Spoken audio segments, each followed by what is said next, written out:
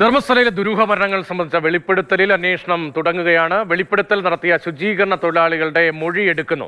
ധർമ്മസ്ഥലയ്ക്ക് സമീപം ബെൽത്തങ്കഴിയിൽ വച്ചാണ് പ്രത്യേക അന്വേഷണ സംഘം ഇപ്പോൾ ഓഫീസ് ആരംഭിച്ച് പ്രവർത്തനം തുടങ്ങിയിരിക്കുന്നു. പരാതിക്കാർക്ക് നേരിട്ട് അന്വേഷണ സംഘത്തെ സമീപിക്കാം.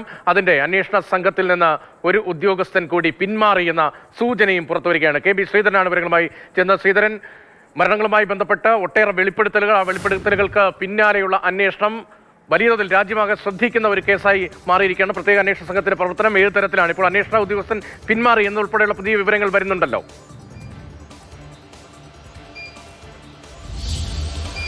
രതീഷ്, ബെൽത്തങ്കടിയിലാണ് ഈ പ്രത്യേക അന്വേഷണ സംഘത്തിന്റെ ഓഫീസ് പ്രവർത്തനം ആരംഭിച്ചത്. അതായത് 100 കണക്കിന് മൃതദേഹങ്ങൾ മറവ് ചെയ്തുവെന്നാണ് മുൻ ശുചീകരണ തൊഴിലാളി വെളിപ്പെടുത്തിയിരുന്നത്. അതുകൊണ്ട് തന്നെ കൂടുതൽ ആളുകൾ പരാതിയുമായി എത്താനുള്ള സാധ്യതയുണ്ട് എന്ന് കരുതുന്നു. അതിന്റെ ഭാഗമായിട്ടാണ് ഒരു ഓഫീസ് തുറന്നത്.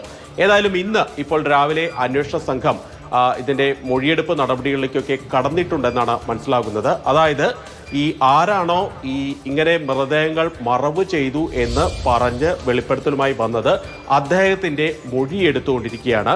DIG അനുചേതിന്റെ നേതൃത്വത്തിൽ അന്വേഷണ ഉദ്യോഗസ്ഥനായിട്ടുള്ള ജിതേന്ദ്ര ദായം ആണ് മൊഴിയെടുക്കുന്നത്.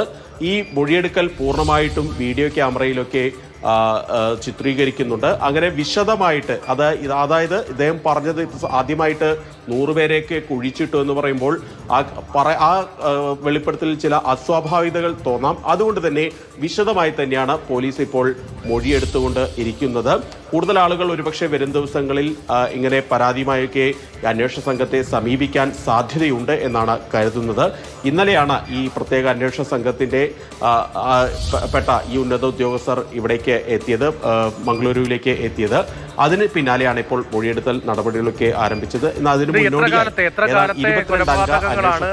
എത്ര കാലത്തെ കൊലപാതകങ്ങളാണ് അന്വേഷിക്കുന്നത്? അന്വേഷണ സംഘത്തിന് വളരെ ദുഷ്കരമായ ഒരു അന്വേഷണമാണല്ലോ. ഇപ്പോൾ തെളിവ് ലഭിക്കുക എന്നത് വളരെ പ്രധാനമാണ്, മൊഴികൾ ലഭിക്കുക എന്നത് വളരെ പ്രധാനമാണ്. അവിടുത്തെ അന്തരീക്ഷത്തിൽ വലിയ അധികാര പരിധി ഒരു സാങ്കല്പികമായാണെങ്കിലും ഉള്ള ആളുകൾക്കെതിരെ മൊഴി നൽകാനൊക്കെ ആളുകൾ രംഗത്ത് വരുമോ? 1995 മുതൽ 2014 വരെയുള്ള കാലയളവിലാണ് ഇത്തരത്തിൽ ഈ മൃതദേഹങ്ങളെല്ലാം കുഴിച്ചിട്ടത്, മറവ് ചെയ്ത് എന്നാണ് ഈ ശുചീകരണ തൊഴിലാളിയുടെ വെളിപ്പെടുത്തൽ വന്നിരിക്കുന്നത്. അതുകൊണ്ട് തന്നെ ഈ പറയുന്ന കാലഘട്ടത്തിൽ ഉണ്ടായ മിസ്സിംഗ് കേസുകൾ ഉൾപ്പെടെയുള്ളവ അന്വേഷിക്കും. അതുപോലെ തന്നെ സമീപ ജില്ലകളിൽ, അതായത് കേരളത്തിലെ കാസർഗോഡ് ഉൾപ്പെടെ ഉണ്ടാകാം, അതുപോലെ തന്നെ ദക്ഷിണ കന്നഡ ജില്ല, ഉടുപ്പി ജില്ല, ഉത്തര കന്നഡ ജില്ല, ഈ ജില്ലകളിലൊക്കെ ഉണ്ടായിട്ടുള്ള ഈ മാൻ മിസ്സിംഗ് കേസുകളെല്ലാം അന്വേഷണത്തിന്റെ പരിധിയിൽ വരുമെന്ന് സർക്കാർ ആദ്യം തന്നെ വ്യക്തമാക്കുകയും ചെയ്തിരുന്നു. അതായത് ഒരു നിമിഷം